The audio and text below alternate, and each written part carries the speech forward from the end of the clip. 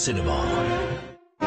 और इस वक्त की बड़ी खबर आपको बता दें, श्रीकांत त्यागी गिरफ्तार कर लिया गया है। श्रीकांत त्यागी का 25,000 का इनाम घोषित किया था पुलिस ने।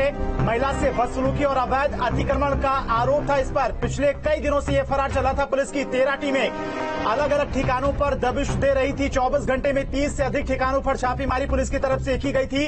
इस वक्त की सबसे बड़ी और अहम खबर, श्रीकांत त्यागी गिरफ्तार कर लिया गया है। 25,000 का इनामी गिरफ्तार किया गया है। पुलिस की कई टीमें देहरादून से लेकर उत्तराखंड से लेकर उत्तर प्रदेश के कई ठिकानों पर छापेमारी कर रही थी। पुलिस की 13 टीमें लगभग 24 घंटे में 30 से अधिक ठिकानों पर छापेमारी की गई। और इस वक्त की बड़ी खबर आपको बता दें, श्रीकांत त्यागी गिरफ्तार कर लिया गया है। तो गाड़ीबाज श्रीकांत त्यागी गिरफ्तार कर लिया गया है। 25,000 का इनाम कल इसके ऊपर घोषित किया गया था और उसके बाद यह बड़ी कामयाबी पुलिस को मिली है। 48 घंटे का अल्टीमेटम दिया गया था और उसके बाद कहीं ना कहीं पुलिस की कार्यशैली पर सवाल उठ रहे थे और अब उन सवालों का खुलकर जवाब देने के लिए पुलिस तैयार हो गई है। आपको बताएं, श्रीकांत त्यागी को अब गिरफ्तार कर लिया गया है। पुलिस की 13 टीमें लगी थी, साथ ही साथ एसटीएफ की टीमें भी लगी थी। उत्तर प्रदेश से लेकर उत्तराखंड तक दबिश दी जा रही थी और इस बीच ये बड़ी खबर, जहां गालीबाज श्रीकांत त्यागी गिरफ्तार कर लिया गया और थोड़ी देर बाद पुलिस प्रेस कॉन्फ्रेंस करके तमाम जानकारी देते हुए नजर आएगी। तो इस वक्त की सबसे बड़ी और अहम खबर यही है कि श्रीकांत त्यागी गिरफ्तार कर लिया गया है। दूसरी तरफ प्राधिकरण की तरफ से उसके ऊपर कड़ा एक्शन करने की तैयारी भी है। कल जिस तरह से ओमैक्स सोसाइटी में उसके अवैध अतिक्रमण को ध्वस्त किया गया और उसके बाद बंगेल में जो उसने दुकानें अवैध तरीके से बना रखी हैं, उसका भी सर्वे पूरा किया गया है। उस पर भी प्राधिकरण की तरफ से बड़ी कार्रवाई आज हो सकता है देखने को मिले। लेकिन बड़ी खबर यही है कि 25,000 का इनामी श्रीकांत त्यागी गिरफ्तार कर लिया गया है। कड़ी मशक्कत करनी पड़ी पुलिस को, 13 टीमें लगानी पड़ी।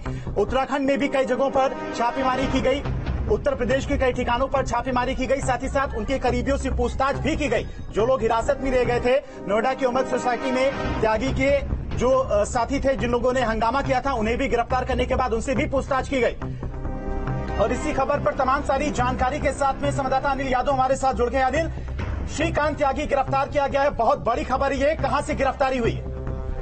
देखिए, नोएडा पुलिस ने गिरफ्तारी की है श्रीकांत त्यागी की, क्योंकि मुख्यमंत्री की नाराजगी के बाद दबाव बढ़ गया था नोएडा पुलिस पर उसको गिरफ्तार करने के लिए। तो नोएडा पुलिस ने गिरफ्तारी कर ली है। कुछ देर में प्रेस कॉन्फ्रेंस करेगी, लेकिन नोएडा पुलिस अभी ये बताने को तैयार नहीं गिरफ्तारी कहां से हुई है। वो प्रेस कॉन्फ्रेंस में सारा खुलासा करना चाहते हैं। लेकिन इस तमाम मसले पर मुख्यमंत्री ने रिपोर्ट मांगी थी। कल तमाम अधिकारियों को उन्होंने बैठक में बुलाया था और सख्त ताकीद की थी कि इस पूरे मामले में बहुत ज्यादा किरकिरी हो रही है सरकार की, तो ऐसे में जल्द से जल्द गिरफ्तार किया जाए। तो मुख्यमंत्री की नाराजगी के बाद ये गिरफ्तारी हुई है और नोएडा पुलिस ने गिरफ्तारी की है। उसका नंबर सर्विलांस पे लगा रखा था, उसको लगातार ट्रेस किया जा रहा था। उसकी पत्नी से पूछताछ हो रही थी, हिरासत में लेके उसके तमाम जो मैनेजर है वो भी हिरासत में लिए गए थे। तो पुलिस दबाव बढ़ा चुकी थी और उसके फोन को लगातार ट्रेस कर रही थी। हालांकि उसका मोबाइल लगातार स्विच ऑफ जा रहा था, लेकिन देखिए पुलिस के पास बहुत संसाधन होते हैं किसी को भी ट्रेस करने में। तो और बहुत पुलिस ने तमाम जाल बिछाया, कई टीमें लगाई गई, अनऑफिशियल तरीके से एसटीएफ को भी लगाया गया।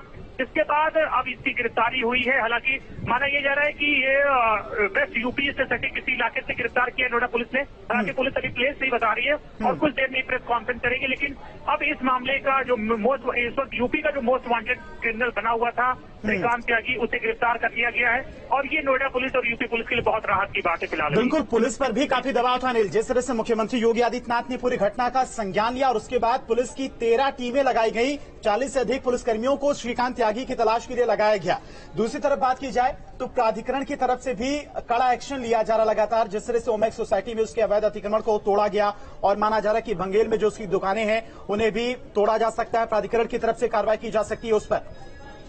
बिल्कुल, देखिए ये गिरफ्तारी इसीलिए हुई कि उस पर चौतरफा दबाव डाला गया, हर तरफ से दबाव डाला गया। उसको लगा कि वो अब नेस्तनाबूद हो जाएगा, उसकी प्रॉपर्टी डैमेज कर देगी सरकार, उसकी दुकानें गिरा देगी और उस पर मुकदमे लगातार बढ़ते जा रहे हैं। उसके परिवार के लोगों को पूरा पूछताछ के लिए हिरासत में लिया जा रहा है। तो ये चौतरफा दबाव की वजह से श्रीकांत त्यागी पुलिस की गिरफ्त में आया है। नहीं तो वो अगर सिर्फ उस पर कानूनी कार्रवाई गिरफ्तारी का ही शिकंजा होता तो वो कहीं छुप के बैठा होता। लेकिन जिस तरह से शासन प्रशासन और जीएसटी, उसकी दुकानें, उसके धर्म कांटे, हर चीज पर जांच होने लगी, चौतरफा दबाव डाला जाने लगा, उसका नतीजा हुआ है कि ये श्रीकांत त्यागी गिरफ्तार हुआ। देखिए, कोई मामूली आदमी नहीं है, वो आदतन अपराधी है। उसकी जो एक लंबी फहरिस्त है, उसकी हिस्ट्री शीट है, उस पर कई मुकदमे दर्ज हुए। तो छोटे मोटे मुकदमों से डरने वाला आदमी वो नहीं है, क्योंकि वो आदतन अपराधी है, लेकिन जब चौतरफा उसके साम्राज्य पर उसकी आर्थिक जो कमर तोड़ने को सरकार ने लगातार कार्रवाई कर दी और हर तरफ से दबाव डाला गया, तब जाके वो गिरफ्तार हुआ। अगर खाली सिर्फ पुलिस उस मुकदमे में उसको पूछताछ के लिए ढूंढ रही होती तो वो ना मिलता, क्योंकि एक मामूली झगड़े का और महिला से गाली गलौज का ही उस पर मुकदमा होता, बहुत आसानी से उसकी जमानत हो जाती।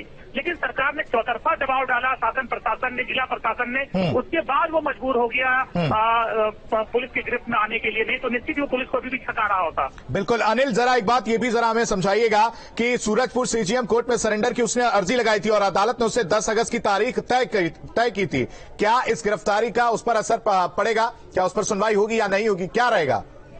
बिल्कुल, देखिए उसने सरेंडर की अर्जी डाली थी, लेकिन अब उसकी कोई मतलब नहीं रह गया, क्योंकि पुलिस ने उससे पहले ही गिरफ्तार कर लिया है। ठीक है।